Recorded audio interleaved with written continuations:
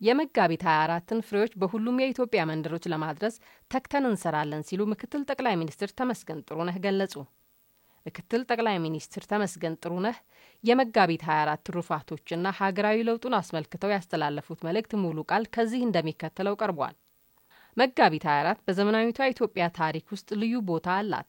ትናንትና ዛሬንና ነገን፣ የዳርና የመሃልን፣ ግንባርና አጋርን፣ አርሶ አደርና አርብቶ አደርን፣ ግለሰብና ቡድንን፣ አካባቢያዊና ሀገራዊ ማንነትን በመደመር እሳቤ ያግባባች ቀን ናት። ከዕዳ ወደ ምንዳ ለመጓዝ መነሻ ሆናለች። ለመፍጠርና ለመፍጠን የሚያስችል አውድም ዘርግታለች።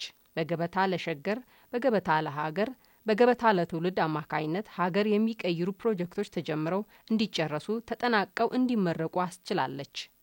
እንደ ህዳሴ ግድብ ያሉ ሀገራዊ ሐሳቦች ከእንቅፋት ተርፈው ለብርሃን እንዲበቁ አድርጋለች።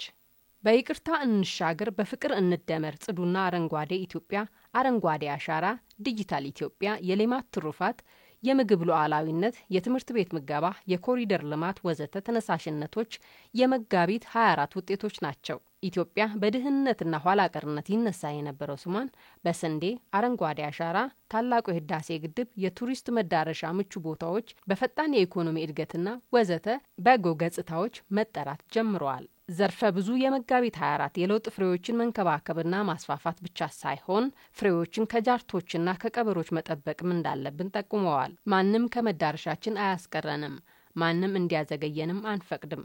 በሚወረውርብን ድንጋዮች ብልጽግናን እንገነባበታለን። የመጋቢት 24ን ፍሬዎች በእያንዳንዱ የኢትዮጵያ መንደሮች ለማድረስ ተክተን እንሰራለን ብለዋል።